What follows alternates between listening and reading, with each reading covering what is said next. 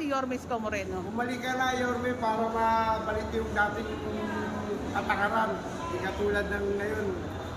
Wala. Ano ba yung patakaran dati ni Yorme Isko Moreno? Yung sa food pack, mga allowance sa mga senior, yun ay nawala. Kailangan, Yorme, bumalik ka para Bumalik. ang Maynila. Bumalik ang ano yung sigla ng Maynila. Yorme, balik ka na. Tay, tanong ko lang, ramdam na ramdam mo ba yung pagmamahal sa atin ni Yorme Isko Moreno bilang batang Manileño? Opo, lalo na ng pandemic. Laking tulong niya sa Batang Maynila. Lalo na mga nawalan ng trabaho. Hindi siya nakalimot sa pagbibigay ng food pack para sa mga tao. Monthly yun, Tay, na food pack, no? Yorme, para sa Tondo, mahal ka namin, Yorme, bumalik ka na. And kunin ko na yung opportunity na pasasalamat kay Yorme Isko Moreno. Gusto niyo po ba pasalamatan? Yorme, maraming salamat sa mga binibigay mong tulong sa mga batang Maynila, lalo na sa mga mahihirap, pantay ka, at lalo na sa mga nagkakasakit, tanggalin na ang online. Isang pahirap yan sa mga taong gusto magpa-take up, kaya pa, i-online. Sana tanggalin mo yung Yorme pag-upo mo, Yorme.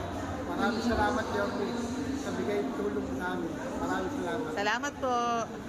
Walang iba kundi si Pogi-Pogi Yorme. Bakit, ma'am? Bakit po si Yorme ang napili niyo po? Namin kay Yorme kasi vice mayor pa lang po siya. Siya po isa po tumulong sa anak ko kay Gini. Yung meron siyang bukol sa presidente. Kaya gusto ko na para magtuloy-tuloy ang servisyo niya dito sa Manila.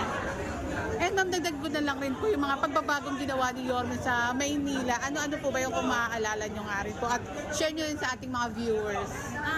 Yung pinaka-gusto nyo pong na pagbabago. Ang pinaka gusto na ginawa na yung kalinisan talaga ng Manila. Tsaka yung pag-tulong sa mga kabataan, lalo sa mga may sakit. Bata, sa mga matatanda.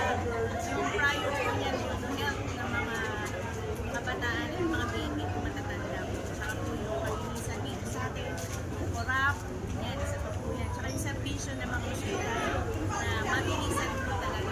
Hindi po natin nalata yung mga taong bayan na hirap na hirap sa buhay na asikaso po sila na may pag-alang. Siya po na And ma'am, lastly, hingin ko lang po yung opportunity po na gusto nyo rin po bang pasalamatan si Yorme Isko Moreno? Maraming salamat, Yorme. You're the best. Mahal ka po namin. Ang batang Manila. Salamat po.